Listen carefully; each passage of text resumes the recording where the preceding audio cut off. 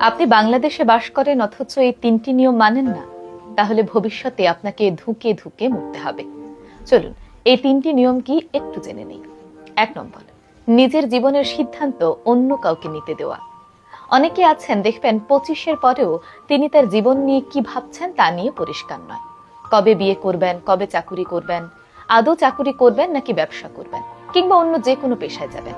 অর্থাৎ ভবিষ্যতে তিনি কোন পেশায় যাবেন, কখন বিয়ে করবেন, কিংবা তার জীবনকে কোন পথে পরিচালিত করবেন, এ নিয়ে তার নিজেরই কোনো সম্যক ধারণা থাকে না। বরং সারাক্ষণ বন্ধুদের সঙ্গে আড্ডাবাজি কিংবা মোবাইলে রিল স্ক্রল করতে করতেই সময় চলে যায়, যাকে বলে উদ্দেশ্যহীন জীবন।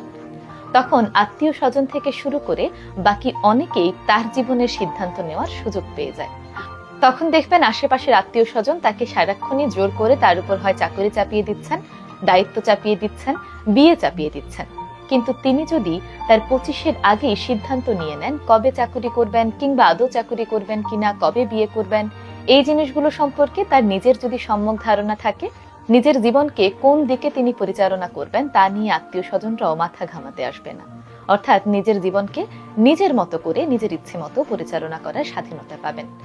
নয়তো সময় চলে গেলে দেখবেন সবাই আপনার মতের বিরুদ্ধেই আপনার উপর অনেক কিছু চাপিয়ে দিচ্ছে, অর্থাৎ আপনার জীবনের সিদ্ধান্ত অন্য মানুষরাই নিচ্ছে। 2 নম্বর, টাকা ম্যানেজ করা না শিখলে। বাংলাদেশে টাকা ইনকাম করা যতটা কঠিন, টাকা ম্যানেজ করা এর চেয়ে বেশি কঠিন। আমাদের দেশের যুব সমাজ তো কোনো না কোনো ভাবে একটি সময় পরে গিয়ে টাকা ইনকাম করে ঠিকই, কিন্তু সেই টাকা আসলে ম্যানেজ করা তারা কখনোই শিখে না। যেমন সেই টাকার কত শতাংশ কোন খাতে ব্যয় করবেন, কিংবা কত শতাংশ সেভিংস করবেন, সেভিংস কিভাবে করতে হবে সেই সম্পর্কেও অনেকের ধারণা নেই। ফলে দেখা যায় অনেক টাকা ইনকাম করার পরেও তিনি সেভিংস করতে পারছেন না। কিন্তু অনেকেই আছেন যারা তার চেয়ে কম টাকা ইনকাম করার পরেও সবকিছু যেমন সুন্দরভাবে ম্যানেজ করতে পারছেন, তেমনি সেভিংসও করতে পারছেন। তাই সময় থাকতে থাকতে টাকা ইনকাম করার পাশাপাশি টাকা কিভাবে ম্যানেজ করতে হয় সেটাও শিখবেন। নয়তো দেখা যাবে 30-এর পর হঠাৎ করে আপনার জীবনে এমন একটি ইমার্জেন্সি চলে এসেছে, কিন্তু আপনি অসহায়ের মতো হাত গুটিয়ে বসে থাকা ছাড়া আর কিছুই করতে পারছেন না।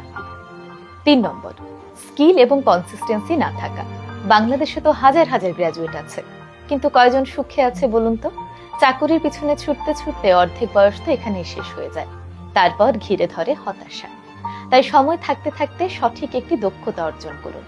বর্তমানে দক্ষতা অর্জনের কোনো বিকল্প নেই। যেমন কম্পিউটার স্কিল হতে পারে, কমিউনিকেশন স্কিল হতে পারে, কিংবা আপনার পছন্দ মতো আপনার শখের যে কোনো কাজ আপনি কিন্তু শিখে নিতে পারেন।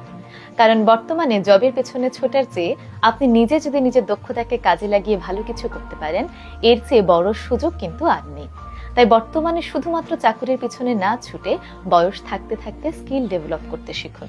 সেই জিনিস যেমন আপনার ব্যক্তিগত কাজে লাগবে, তেমনি আপনি যদি কোথাও চাকুরিও করেন সেখানেও কিন্তু কাজে লাগবে। তাই নিজেকে আপগ্রেড করতে শিখুন। বাংলাদেশে অ্যাভারেজ হয়ে বাঁচতে গেলে আপনাকে শুধুমাত্র স্ট্রাগল করতে হবে। তাই অন্যদের চেয়ে নিজেকে এক ধাপ এগিয়ে রাখার চেষ্টা করবেন সব সময়। সময় থাকতে থাকতে আপনি যদি এই 3টি নিয়ম না মেনে চলেন, তাহলে ভবিষ্যতে আপনাকে কিন্তু ধুকে ধুকেই মরতে হবে।